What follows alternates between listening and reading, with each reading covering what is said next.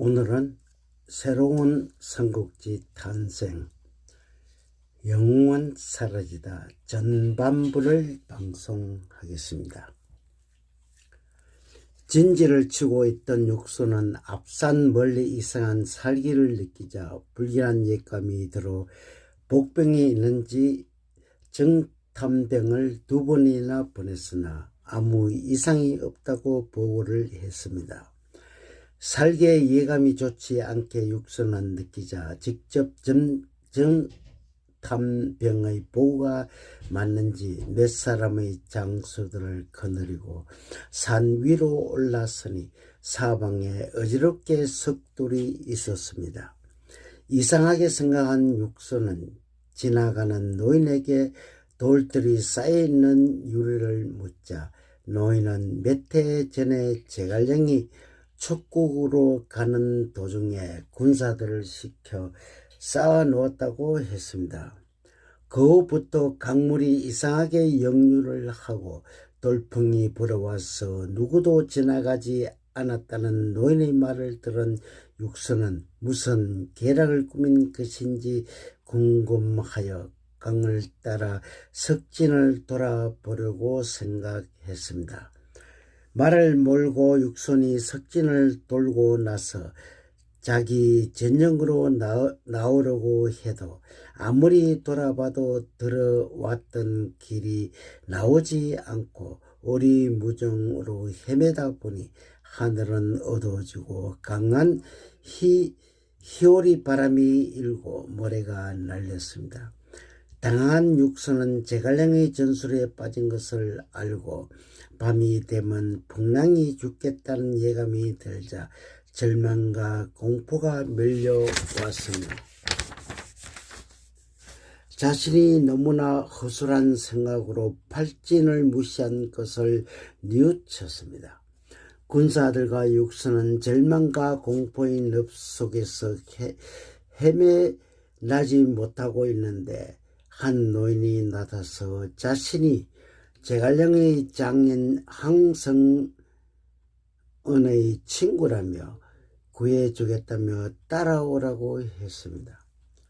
노인은 육성과 군사들을 무사히 길을 안내하여 준 후로 자신은 팔진에 구한 것을 누구도 말하지 말라고 하며 홀로 홀연히 사라졌습니다.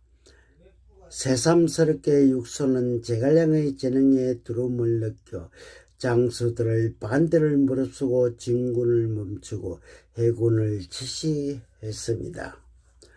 해군을 하는 많은 장수들이 제갈량이 무서워 해군한다는 말을 하자 육수는 철수하는 이유는 며칠 후에 알 것이라며 철군을 강행했습니다. 군사들이 철수하는 것은 육선이 제갈량을 두려워하는 것이라고 했으나 위나라의 주비가 군사들을 세 갈래로 나라를 쳐들어온다는 소식을 듣고 모든 장수들은 육신의 예감에 탐복을 했습니다.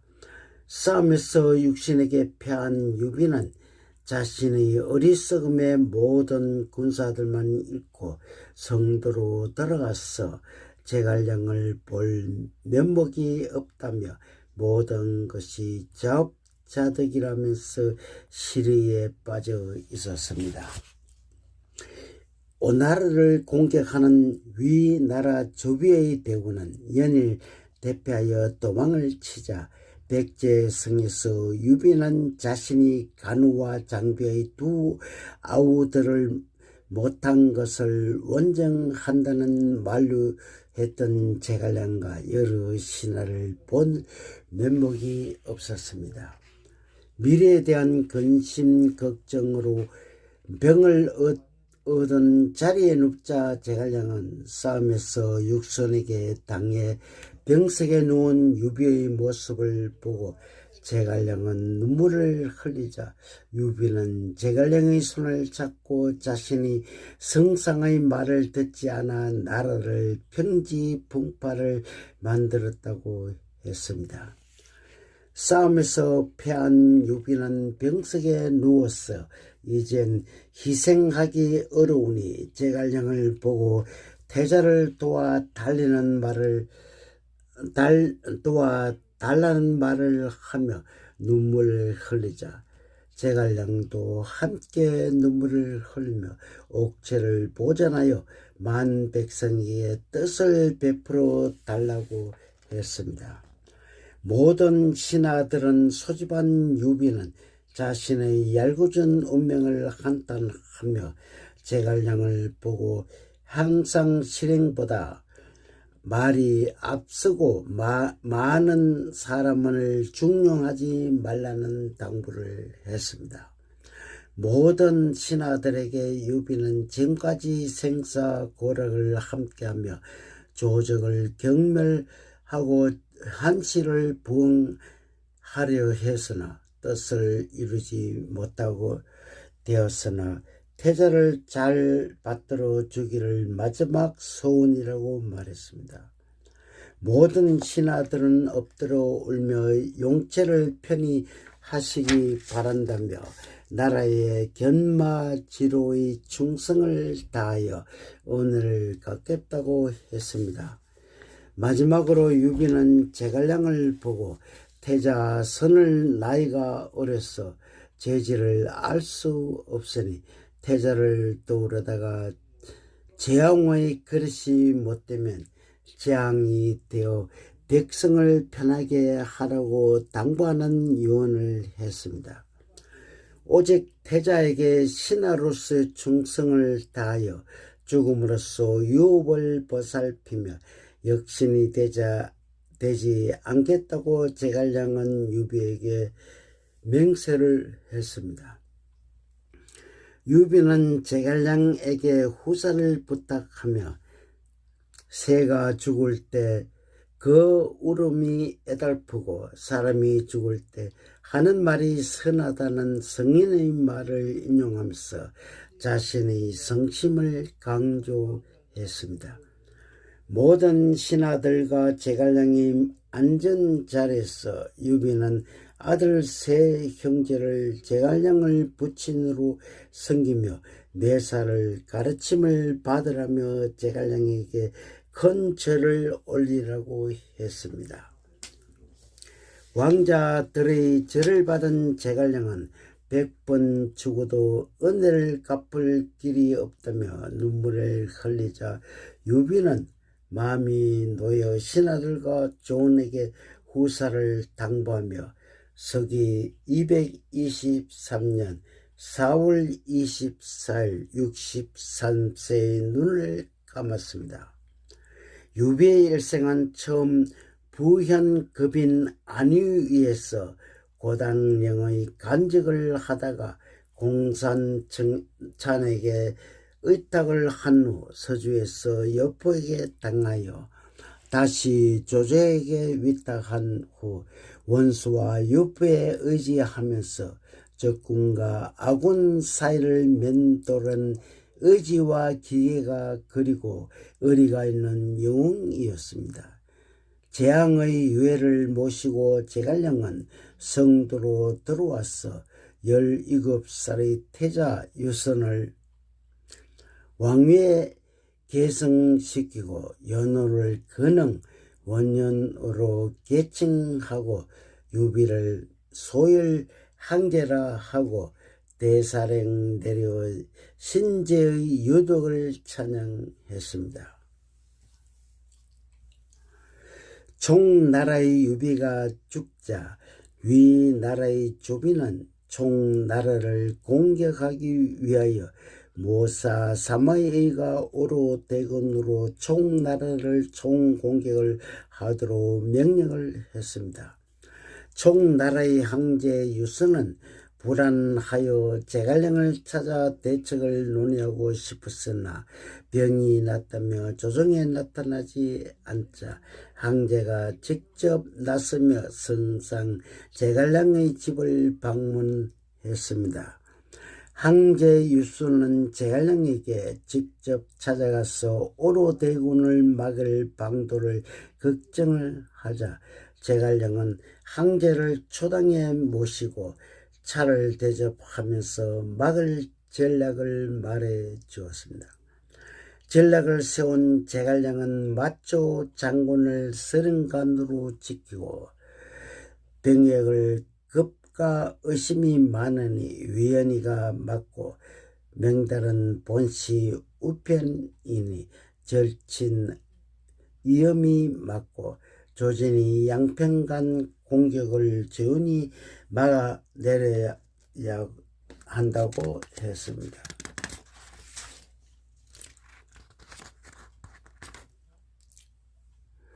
설득을 당한 고종은 악한과 같이 웅계를 습득했으나 말을 듣지 않자 밤에 몰래 석백을 하여 웅계의 목을 들고 제갈량에게 토양을 했습니다. 토양한 고종과 악한의 웅계의 목을 가져오자 제갈량은 직접 보고 가짜라며 두 사람을 즉석에서 죽이라고 명령했습니다. 너무나 놀란 고종은 제갈량에게 항의하자 제갈량은 주포의 편지를 보이며 고종과 자신의 배반할 수 없는 사이라고 적혀있어 투항한 것을 믿을 수 없다고 했습니다. 모함이라며 고종은 며칠 이내 주포의 목을 가져온다고 하여 제갈량은 쉽게 풀어주었습니다.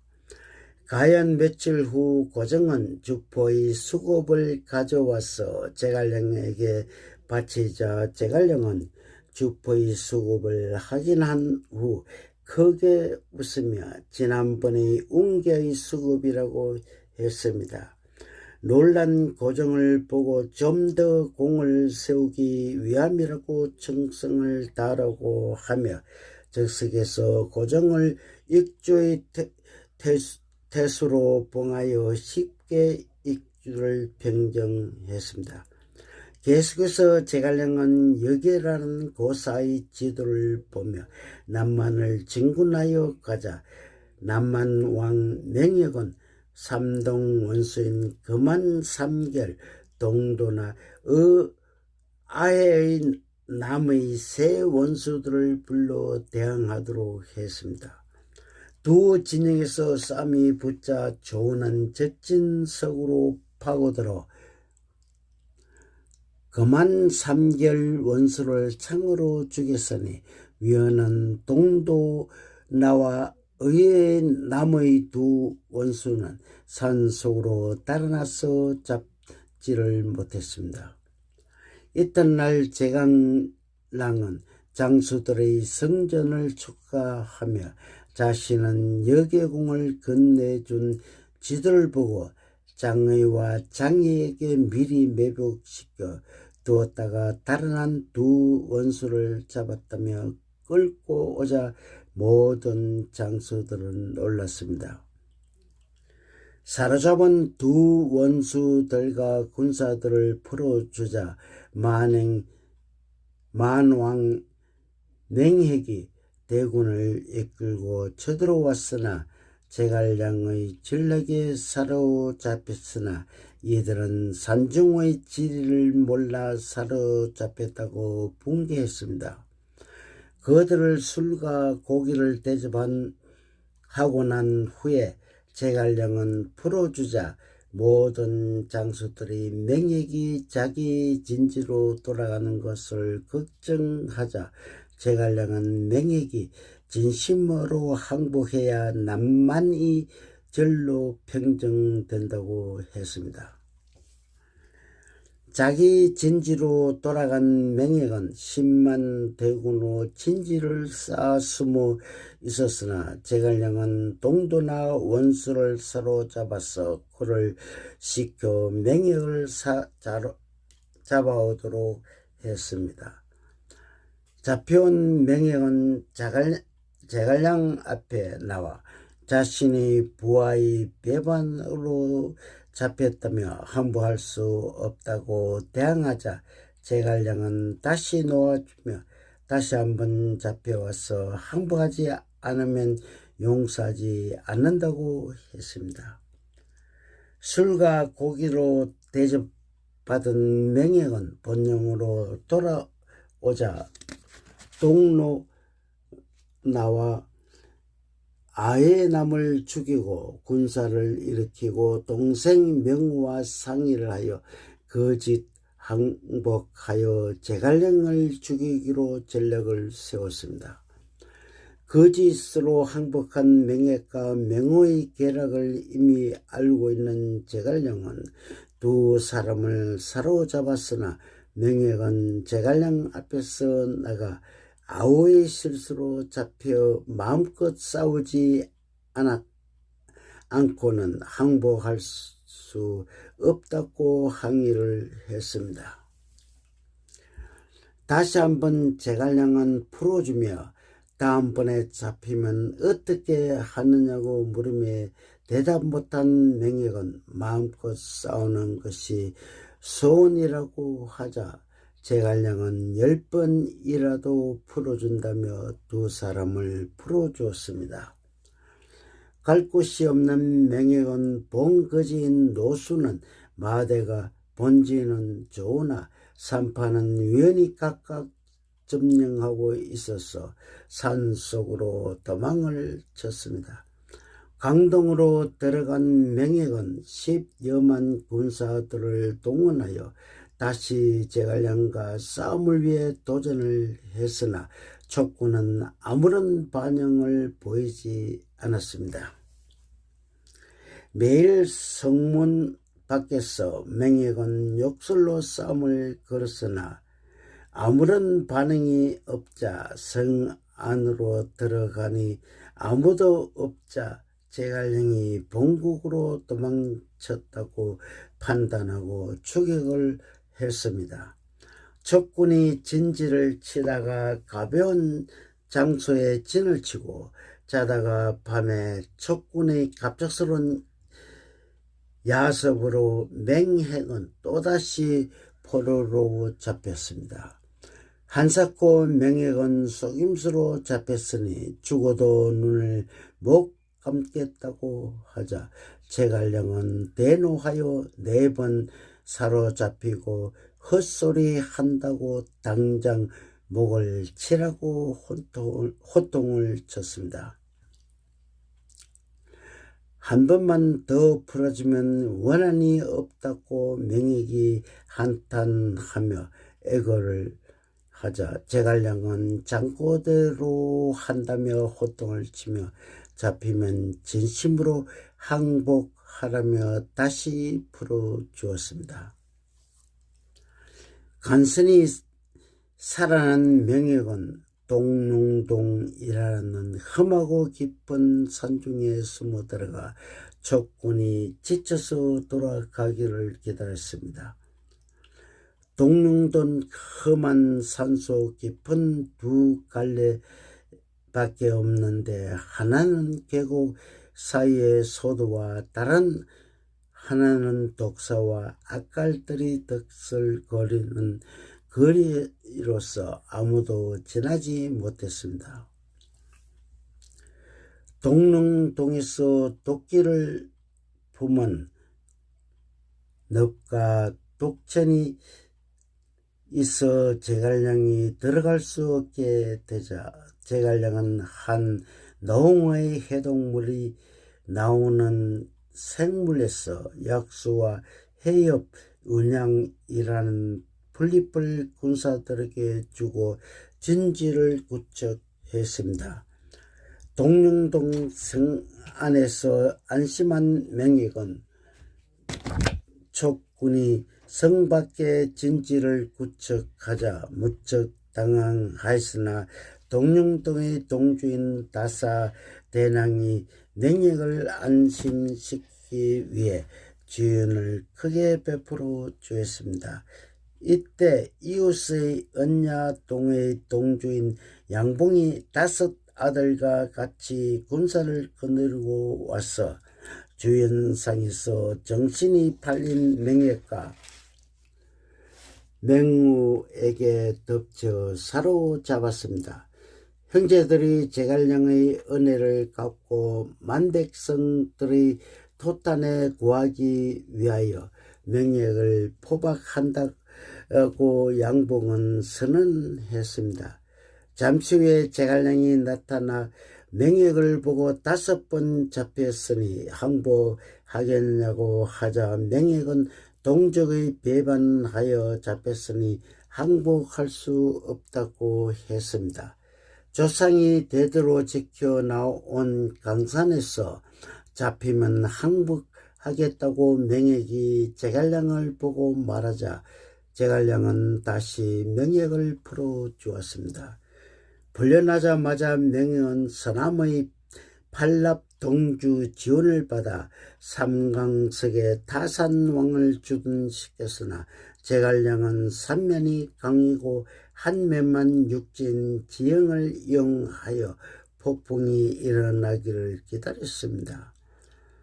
폭풍이 일어나자 성 밑에 토굴을 쌓은 성을 침범하여 타산 왕을 죽이자 명예가 당하자 부인 축융이 나서 자신이 적군을 상대로 나가 싸우겠다고 했습니다.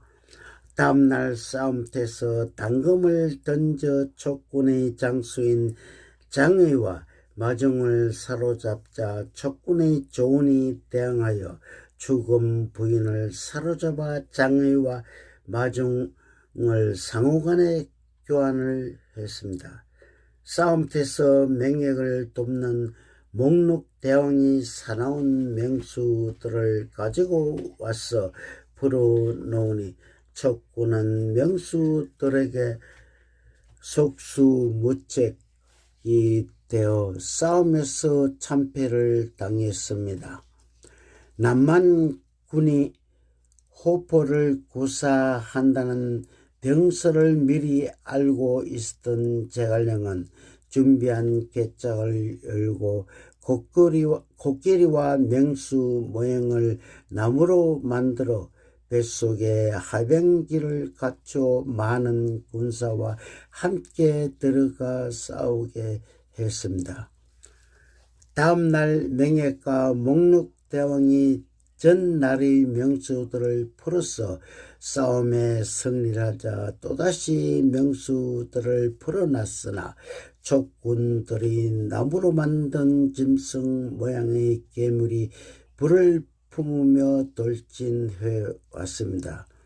너무나 놀란 목록대왕의 명수들이 기겁하며 도망을 치자 적군들은 일제히 공격하여 목록대왕을 죽이고 명예는 쉽게 생포하자 천암대래 동주와 명예 부인이 거짓 항복을 해도 제갈량은 알았습니다.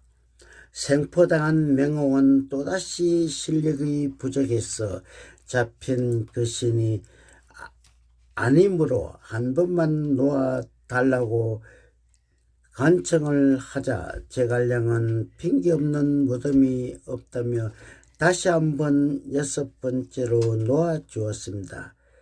다시 살아난 명예는 토굴 속에서 뱀을 잡아먹고 살아서 몸에 비들이 있는 돌국의 국주에게 부탁을 했어 화살과 칼이 들어가지 않은 갑옷을 만들어 군사들에게 입혀 싸움을 했습니다. 물에는 강하면 불에는 약하다는 것을 알은 제갈량은 지를 만들어 화공전술로로 반사고 근처 긴 골짜기의 땅 속에 유황과 하악 상자를 묻어두고 근처에 많은 군량을 실은 위장한 수레를 대기시켰습니다.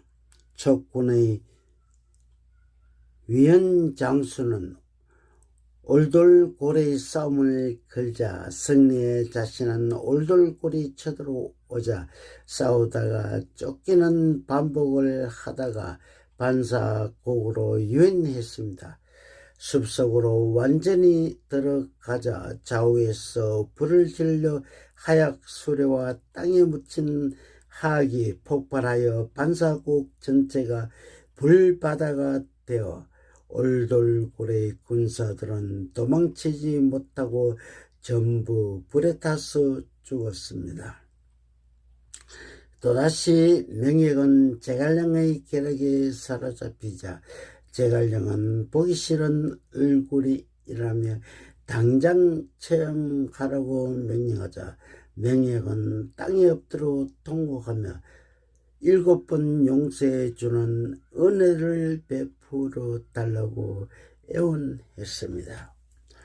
옆에 있던 부인과 아우 명우뿐만 아니라 처남인 대래동주도 눈물을 흘리며 진심으로 항복한다고 하며 명예 또한 진심으로 항복한다고 했습니다.